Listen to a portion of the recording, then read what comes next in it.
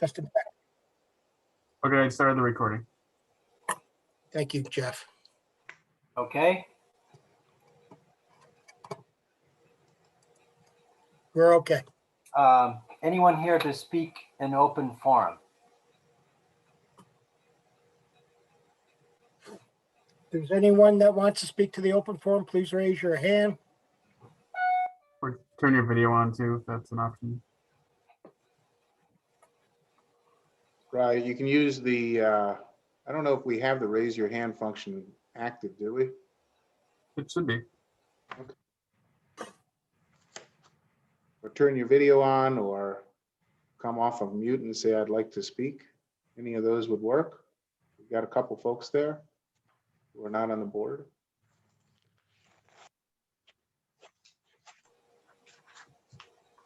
Okay.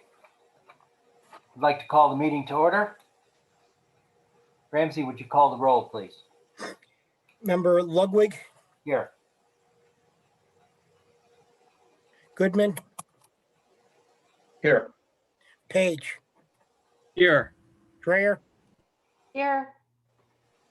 absent is Robertson, DeVecchio, and Whitaker. Okay, motion to approve the agenda, please. I'll move I'll to make- approve the agenda. Amanda Dreer. I'll second John Page. Thank you, John and Gary, Amanda. do you have any changes or corrections to the, to the agenda? No, I will bring something up on old business, but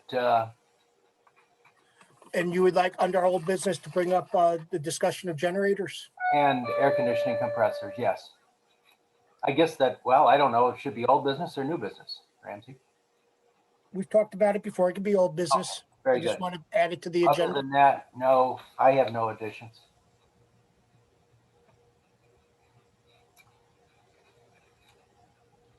All right, we So, have, Does someone want to amend the motion to approve the agenda to add in as an agenda item, generator and AC units? very good. John and Amanda, is that acceptable to both of you? Yes, I'll make the amended motion. Yes. Okay, we have a motion. It's been amended and seconded, I believe. All in favor? Aye. Aye. Aye. Very good. The minutes. Any additions or corrections?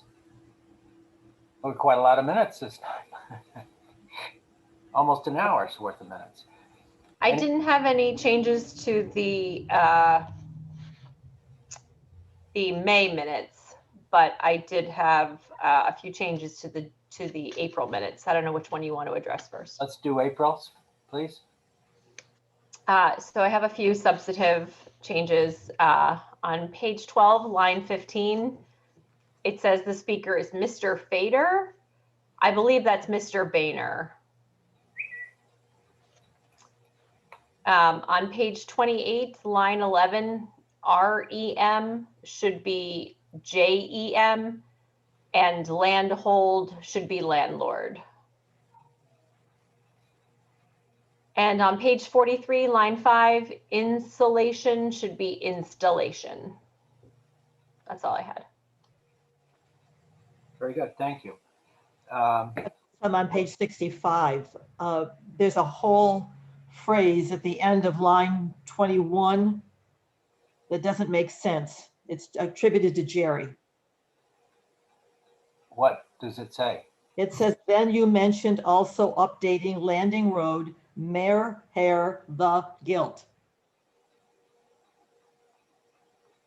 Don't know. Let's just, I can't make a sentence or phrase out of that. no, let's just eliminate that and let's Okay. just say updating Landing Road. Okay. And then up on the, further up on that page on line 5, Chris Brandt has a D before the T in his name. And Tracy's name on line 7 is spelled Trasey instead of Tracy. Very good. Any other additions, corrections? Motion to approve is amended?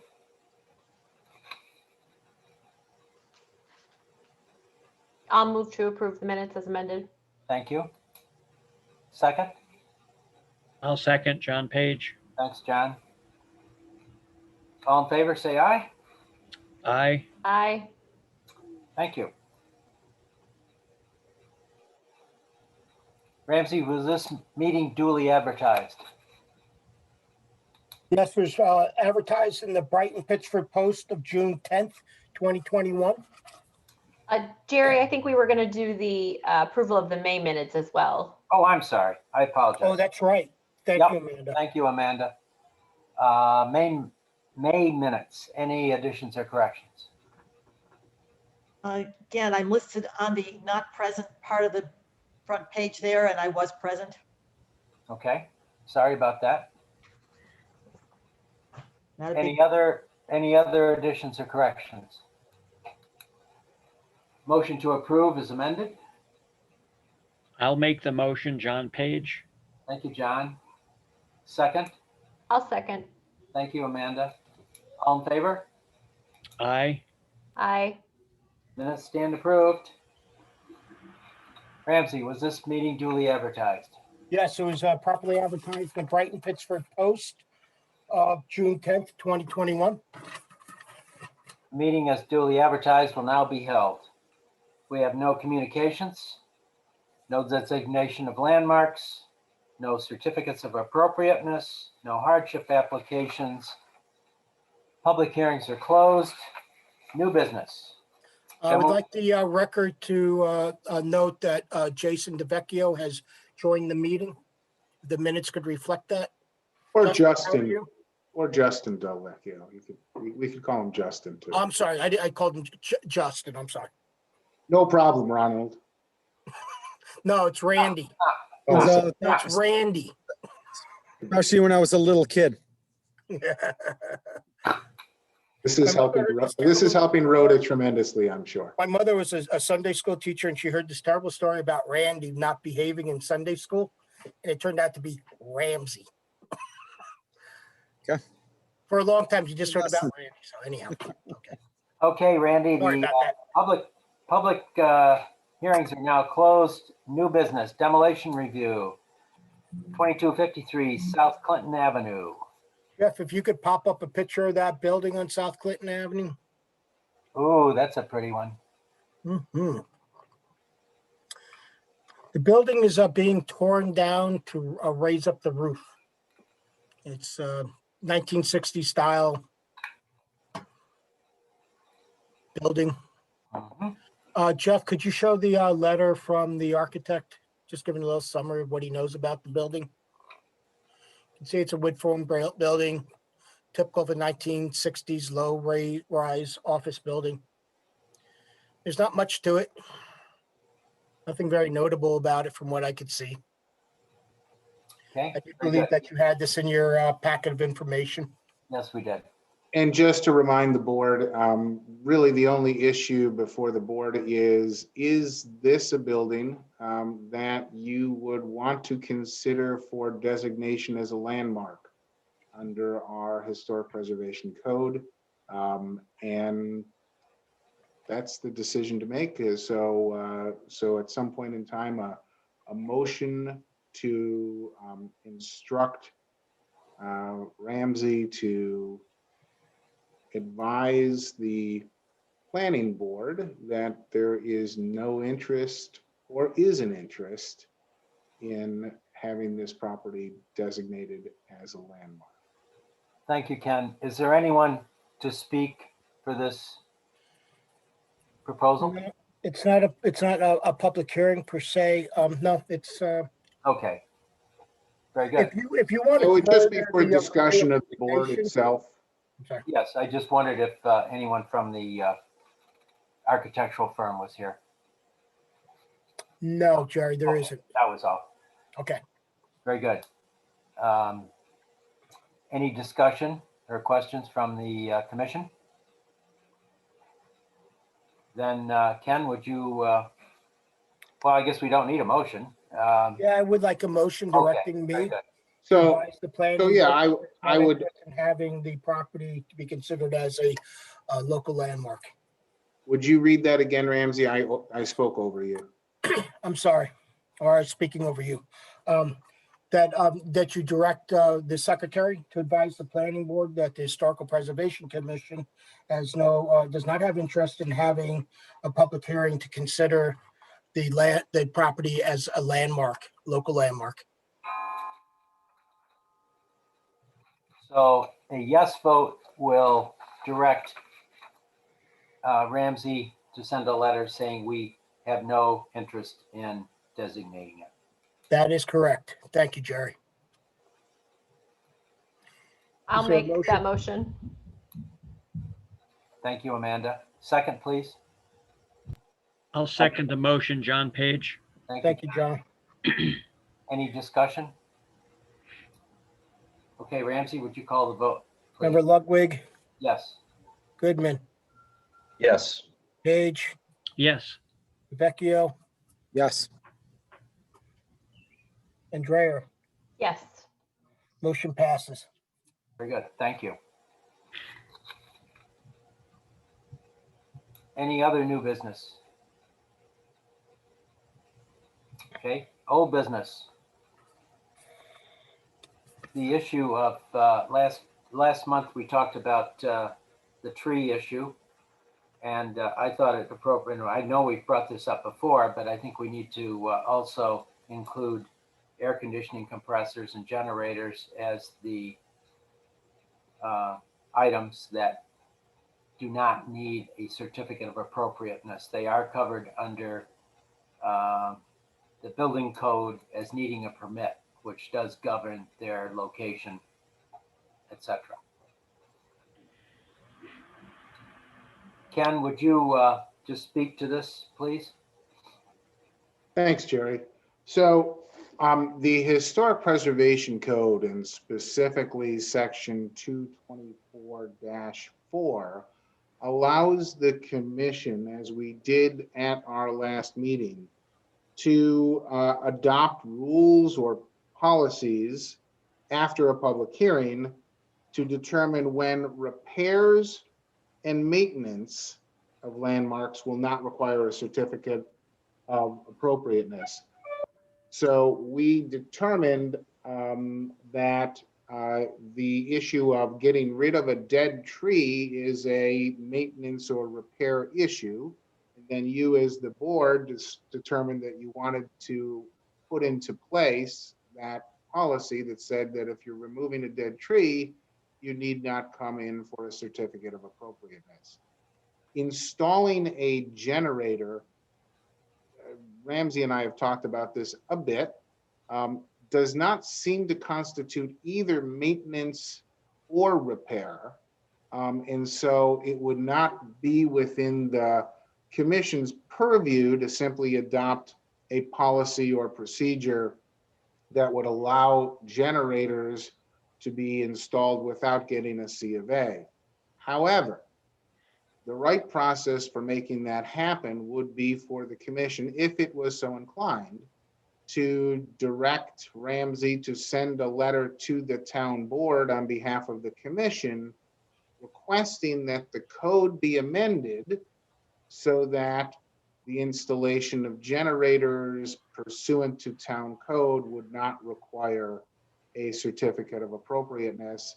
And then the town board could take that up, draft the local law. Actually, I'd be drafting the local law to amend the code to provide for that exception.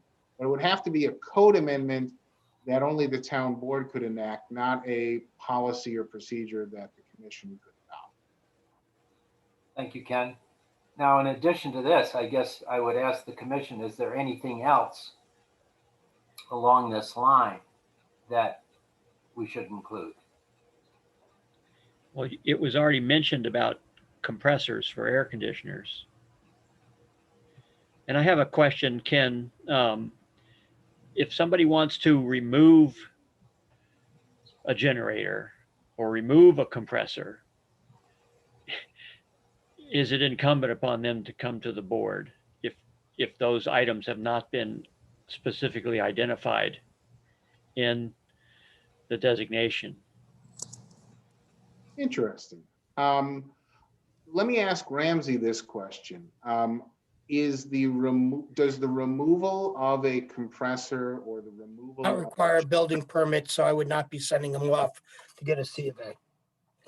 there you go. That's what I thought the answer was, but I know you know that better than I do. Yeah, I was just waiting my turn. Yeah. So that's not an issue that we need to address, John, I guess, because they would never have to come in for that anyway. Thank you.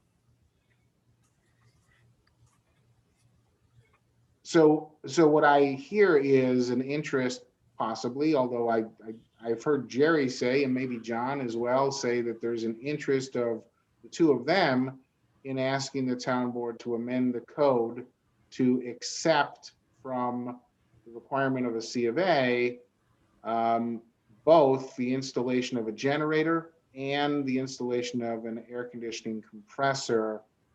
And as long as it's done in compliance with the other provisions of the town code, obviously. So is there more interest? I mean, is this something that more than just Jerry and John are interested in? I don't, Wayne, Amanda, Justin, I don't know what your thoughts are. This is Wayne. I think it's a good idea. I think, I think it's a good idea to focus on really, the most pertinent topics. So I would be supportive of this. And is there anything else that comes to your mind, Wayne, along those lines of generators and AC compressors?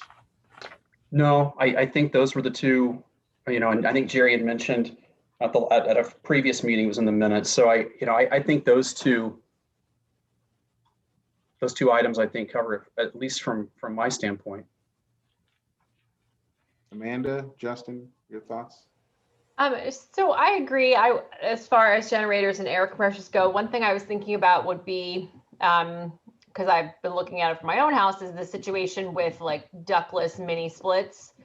I think we would want to talk about placement and for something like that, the compressor would be fine, but those units take up quite a lot of wall space, and you would be, removing a portion of original cedar siding to do that, and would not be able to put it back into its original condition as readily. So I think if we draw it narrowly, as we've been discussing, then I think a situation with that that would be different, because it was all part of the same system, but it would be requiring alteration to the siding of the house, installation, something into the house, as opposed to something on the ground next to the house with just a connection going in. Amanda, I'm not sure what you're referring here to. So, since a lot of the old houses in the area do have, boilers, radiant heat, they don't have the ductwork in. Right. For how, one of the options is to do the ductless units, the mini split units. Oh, you mean like a Mr. Slim Mitsubishi unit? Yes. Well, we have one in our house. What do other folks think about? Like, do we want to talk to those homeowners before they do something like install, 6 of those units in the side of their house? Well, normally the unit goes in the house and the compressor is outside on the ground. Is there nothing on the outside? But there is something on the outside of the house, isn't there? Not that I've seen. And Okay. oftentimes there are, because the units are typically installed up on the wall, what most contractors will do is run a piece of gutter downspout up to conceal the refrigerant lines. But other than that, there's no big unit that I'm aware of that sits on the outside of the house. Okay, I think that what I might be thinking of is an older model method of doing that. If the current method of doing that, if it's just a matter of the lines coming down, I think that's fine. Yeah, I believe so. From what Yeah, I mean, I'd like to chime in here. Amanda, I share a little bit of your concern in that if it would, not that someone with a landmark would contract with someone who wouldn't do it right, but I think what we don't want to have is a house that doesn't have any ductwork and it's large, let's say stone or some sort of hard application. And you have what we call, like I work at Train, condensing unit farms outside. So you might have two on one side, the other side of the house has two more. You have power running, you have a disconnect on the side of the house, power runs out to the line, then you can conceal everything, no doubt. I don't know the likelihood. So if someone asks me, well, where would someone really do that? I mean, it kind of depends. It might happen if you had a kind of a low budget contractor, or, they put stuff in, like after 5 years, the stuff's tilted and just sunk into the ground in Brighton clay. So whether that's really, I mean, if the town engineering side, review, the code review is going to look into that stuff. I have to be honest, I have not been paying attention to that side. I do have confidence in them. But so if that does truly satisfy that it'll be done correctly and in proportion to the application, then I'm okay with it. But I hear where you're coming from, Amanda, because it can be a little unsightly. They're on stands. I mean, I've seen commercial applications where the Mitsubishi splits will be, the outdoor unit will be on like an erector set of metal stands because they want to be above snow line. And that's typically for commercial application, but if it was a larger home, you could have something like that. And it kind of might look like a Monroe Avenue application if it wasn't, if it wasn't planned right. So Wayne, they're just was- examples I'm sharing. yeah, Wayne, you have these at Warner Castle, correct? Do you have any concerns about these sorts of systems, talking to owners ahead of time? I agree with Justin. I think that, I was sitting here just sort of thinking through, I think that Justin's right. I mean, I don't believe that there would be much of an issue. However, there could be with the placement of the exterior unit, because at Warner Castle, so you're right, we just had these installed and we had a number of these installed. So it doesn't really, at least at Warner Castle and the Mitsubishi units that we installed, it didn't really impact, the building as far as the walls go. But we do have precisely what Justin was describing, which is these units that sort of sit on this sort of scaffolding. And then we have like plants that sort of obscure it to some degree at Warner Castle. So I don't have a huge concern with the split systems impacting sort of the walls of the building or the siding necessarily, but I could see is it possible that someone would do what Justin's describing? It is possible. And I agree with Justin, the likelihood's not there, but it's still possible. Ramsey, is any of this governed by the permit process? In other Yeah, words, there would be a building permit required. Unless they were exempt, I would make them come in. all right, so if they came in for a building permit, would you have any input as to what Justin and Amanda were talking about? No, not really. Not as it affects the historic character of the house. And that's, remember, that's what your board has special Of the jurisdiction property. over. No, I understand. I just wondered if No, that's right, Ken, because I couldn't be telling them, you got to run your lines through a gutter or you got to hide things, I'm just issuing the permit. Does it meet code? You're good to go.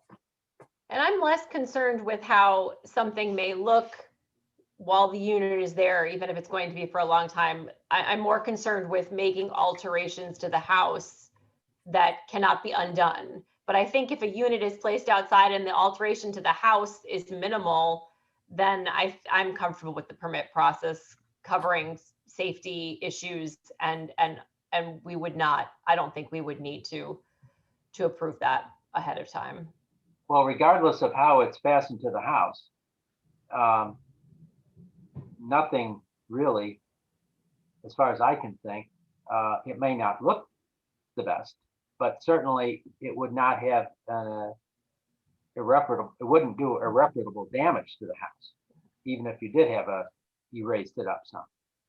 Well, I think that what you're saying is that normally none of these units are actually attached to the structure.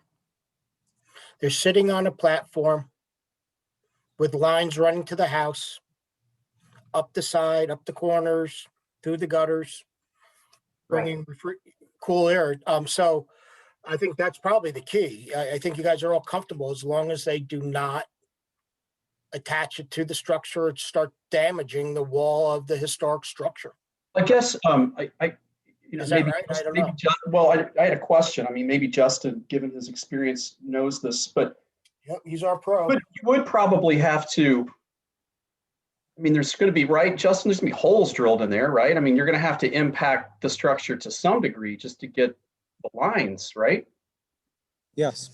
Yep. The line sets are not, it's not significant, not to where, it's like if you're running power, if you ran a new power service, yeah, you have to punch through, but like you could patch it over, you can make it, if it's done right, it can be done right.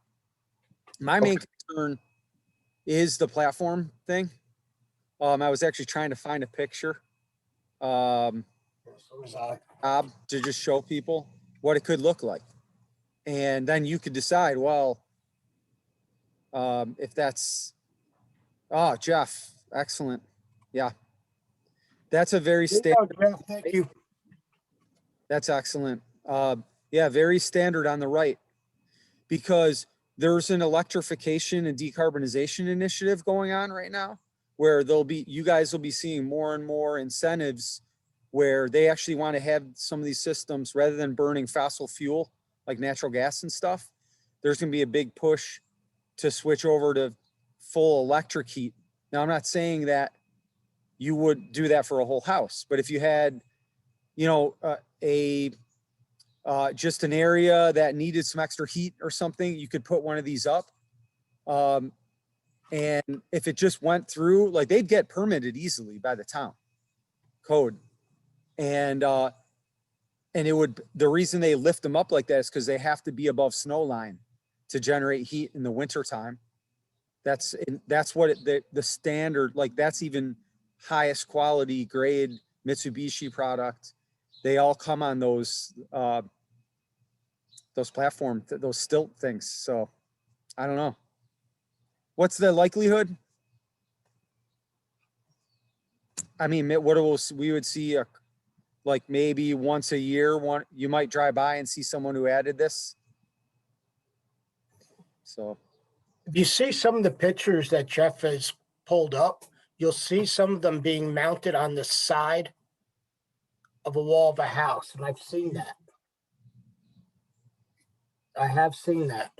I think they're impacting the house less than I originally thought, though. I think I'm kind of confusing the modern systems, which I've seen from the inside and started to look at with old systems where people would cut a bigger hole in their house or some kind of old version of this, or maybe something else. Kind of like, I think what you're describing, Amanda, is kind of like a hotel. Like if you're in a hotel, the big. Yeah. Through wall units. Yeah. That's.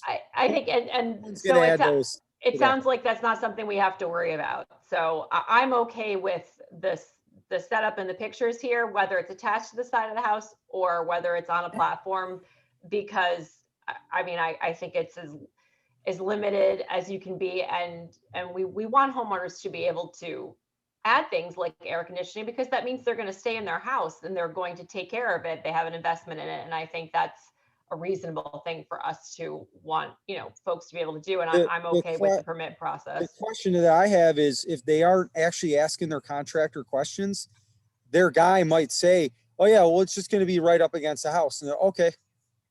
Well, Then, don't forget, that's why we look at stuff. right. But most of these, That's all. the ones that are raised up are more of a heat pump situation, I would think, right, Justin? Not always. Just for air conditioning, you wouldn't. No, need those to are AC. Those are AC for bigger applications, which some of our homes are significant that we deal with are significant, where you could feed like you know, like a 1,500 square feet, 2,000 square feet off of it and have multiple runs off because it's called VRF technology. I don't know, Jeff, if there's like a city multi from Mitsubishi, like CITY space MULTI, city multi Mitsubishi. Yeah. You go.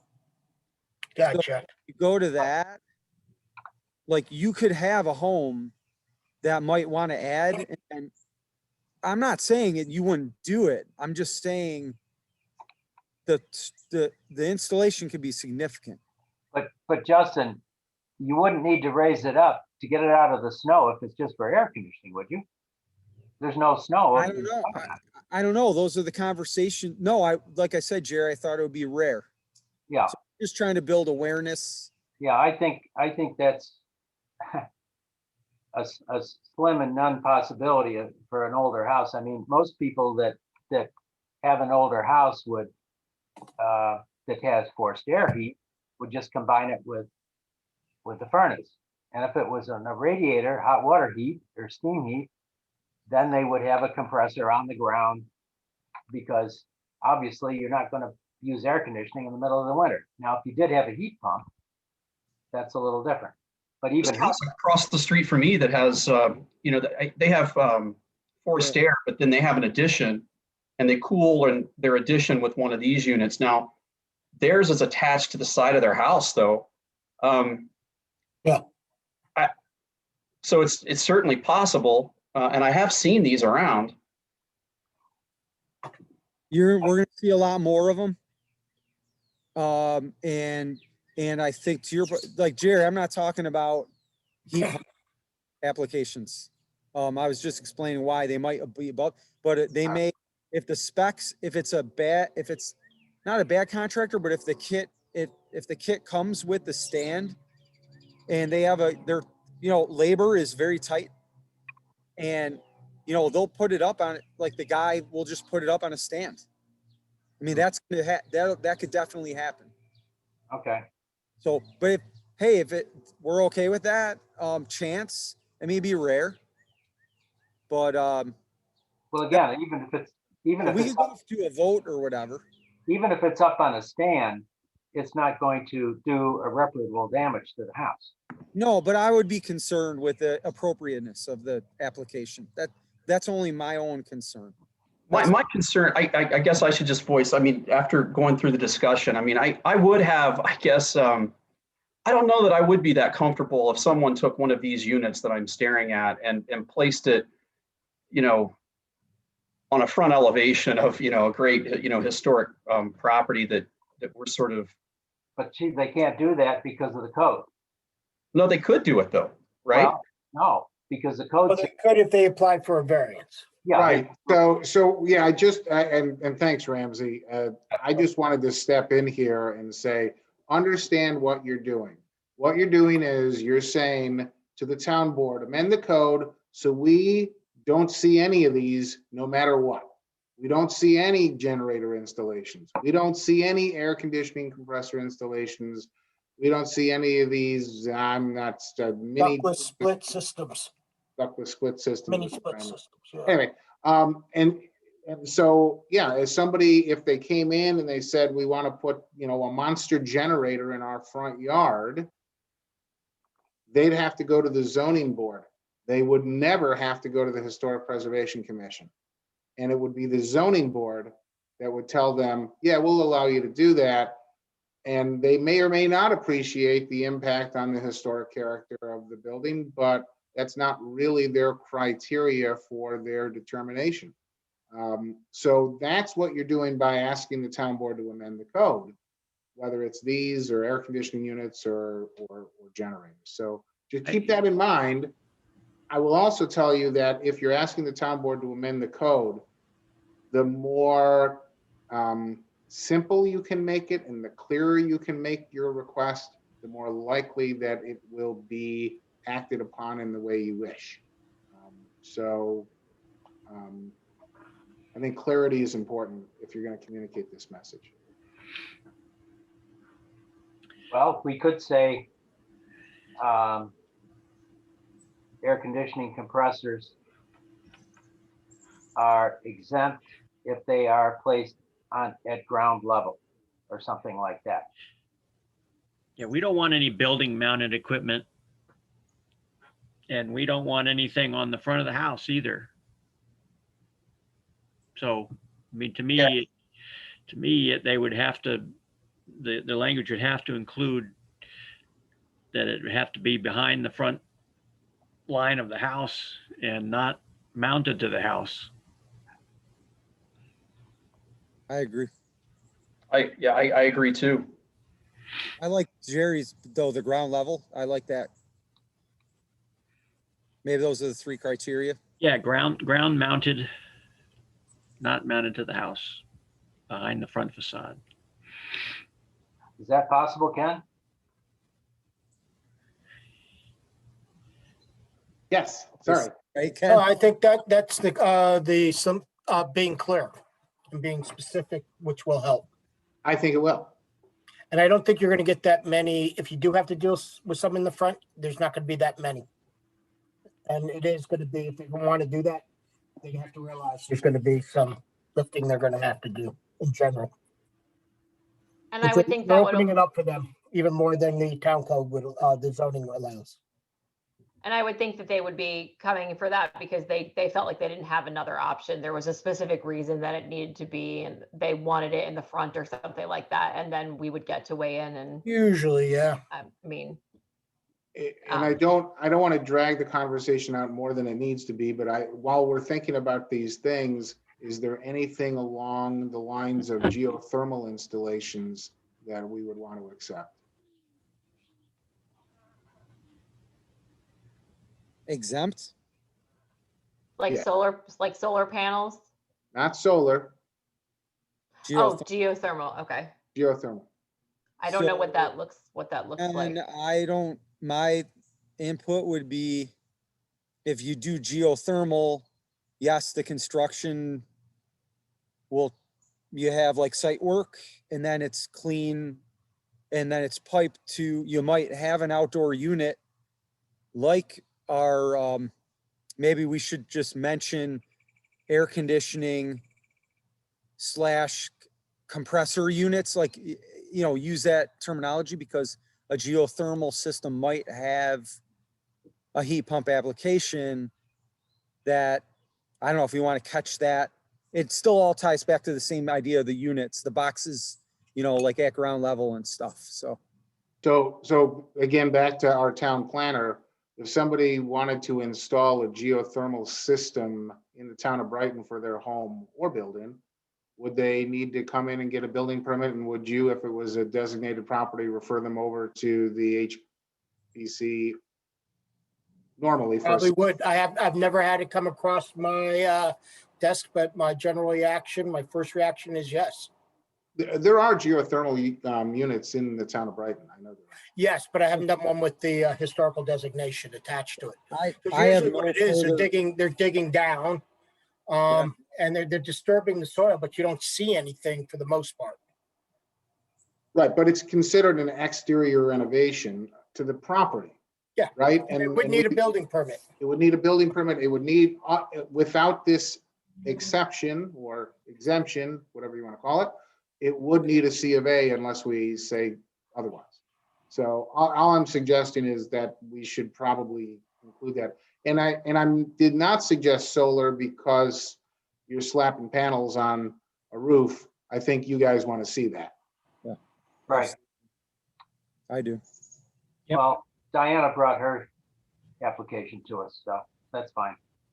Let We the actu- record we actually state that talked about Diana it. Robertson is part of the meeting, if the record could reflect that. We actually have been talking about geothermal in the far future. Considering it. So So, it's yeah, just, to- again, go ahead, I'd exempt it. I go, other than the unit,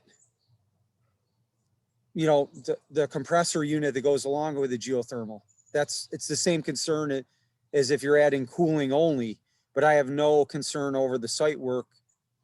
Because really they're gonna put it in a spot where they can get at it And I mean, maybe I guess if you dig up a whole garden, but So Diane, what's I your have a thought? question, I have a question maybe for Justin. Does the geothermal system have to have an outside contraption of any sort? Or does it go right into the basement and then start from there? It could be either. I must say I'm not an expert.